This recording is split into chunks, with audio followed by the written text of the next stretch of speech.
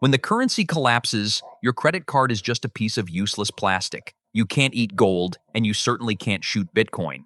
In a grid-down economy, value shifts from what the stock market says to what desperate people actually need. I'm going to show you the 10 small, cheap items that become the new currency of survival things you can trade for food, safety, and fuel. We are moving beyond the gold standard and into the utility standard. Today, we are building your barter box. In Venezuela, during the height of their economic collapse, gold jewelry was being traded for toilet paper. In the siege of Sarajevo, a single disposable lighter could buy a week's worth of food. When the system breaks, value isn't determined by the Federal Reserve or the stock market, it's determined by desperation. If you have what people need, you have leverage, but you have to be smart. You don't want to be the guy flashing a warehouse of supplies that gets you robbed. You want to be the guy with the small, consumable items that everyone ran out of in week 2. We are talking about the barter box. It's a separate stash, away from your main supplies, filled with cheap items like lighters, mini vodka bottles, and caffeine. Today, we are going to fill that box. Let's look at the timeline of a collapse. Week 1, people use credit cards and hope the power comes back on. Week 2, cash is king. Electronic systems fail and physical bills are the only way to buy the remaining stock.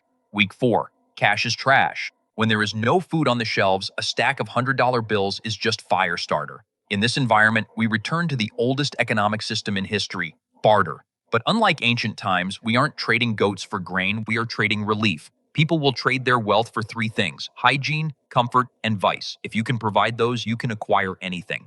Before we pack this, we need to establish a rule. You never, ever trade from your main supply. If you have 50 pounds of rice for your family, that does not exist to the outside world. You need a barter box. This is a designated cache of items specifically purchased to give away. Why? Because if you trade a can of beans from your pantry, you are telling the other person, I have a pantry full of beans. If you trade from a small box of random items, you are just a guy who got lucky and found some stuff. It's a psychological firewall that protects your life. Let's do a pop quiz. This silver coin cost me about $30. This lighter cost me 50 cents. If the grid goes down in January and the heat goes off, which one is worth more? You can't eat silver. You can't burn silver for warmth. But this lighter, this is 3,000 fires. In a survival scenario, I would trade this silver coin for this lighter every single time. Precious metals are for preserving wealth after the crisis stabilizes. Consumables are for staying alive during the crisis. Don't confuse the two.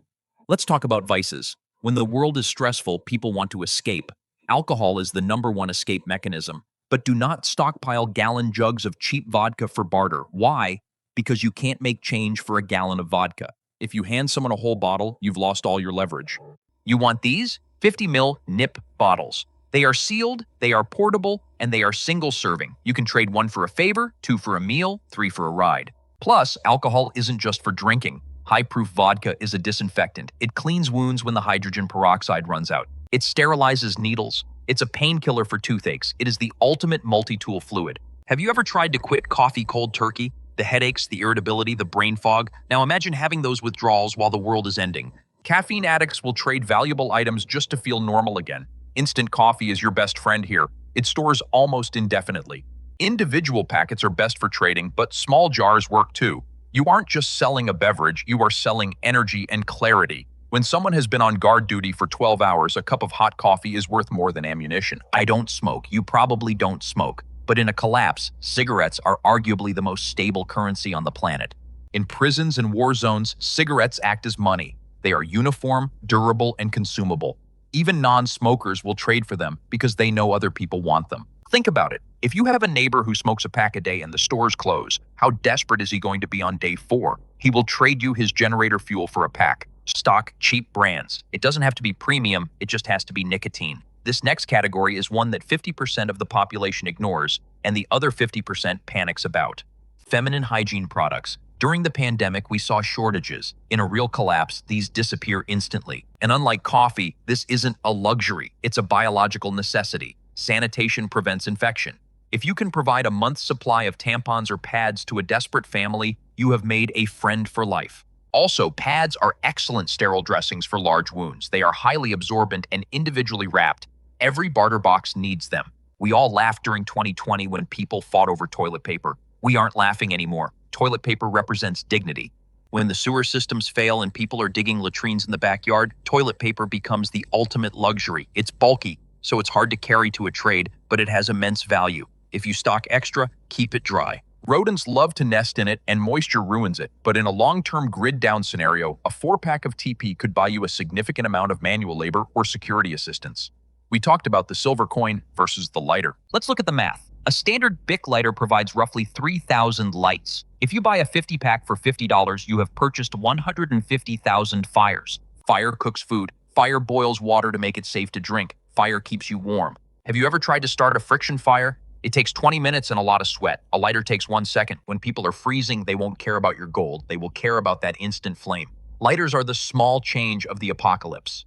When the lights go out, information disappears. The only link to the outside world will be battery-powered radios. Flashlights need batteries. Medical devices need batteries. Batteries are the fuel for information. AA and APE are the most common sizes. Rechargeables are great for you, but for barter, you want disposables. Alkaline batteries have a 10-year shelf life. If a neighbor's flashlight dies, they are blind.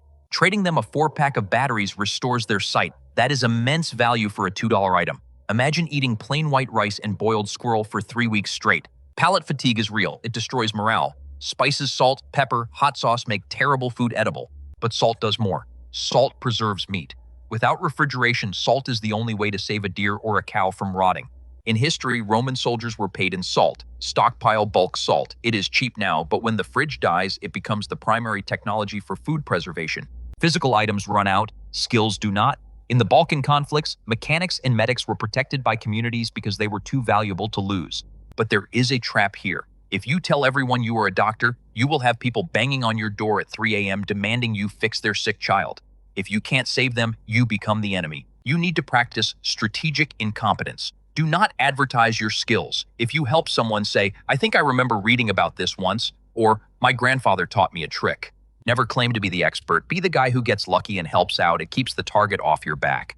Now, how do you trade these items without getting followed home? Rule number 1, never trade at your house. Your home is your fortress. If people know where the supplies are, they will come back with more people. Establish a neutral location, a street corner, an abandoned park, a specific tree. Never let them see your inventory. Bring only what you agreed to trade. If they ask, "Do you have more?" the answer is always, "No, that was my last one." You need to adopt the gray man persona. Look average, look hungry, look tired. If you show up to a trade smelling like soap, wearing clean tactical gear, and looking well-fed, you are signaling that you have plenty of resources. You are a loot drop. Smudge some dirt on your face. Wear old clothes. Complain about how hard it is to find food. You want the person trading with you to think they are getting the better deal. If they pity you, they won't rob you. The currency of the future isn't crypto, and it isn't paper money. It's utility. It's the ability to start a fire, the ability to relieve a headache, the ability to clean a wound. Build your barter box now. Spend $50 at the dollar store this weekend. Get the lighters, get the hygiene products, get the spices. Because when the world gets complicated, the simple things become priceless. I've put together a barter value cheat sheet that lists the top 20 barter items and their relative trade values. It's crucial for knowing your exchange rates before the crisis. Click the link below to download it for free. And hit that like button if you'd rather have a warm cup of coffee in a crisis than a gold coin. Let me know in the comments. What is the one luxury item you would trade anything for? Stay safe and stay prepared.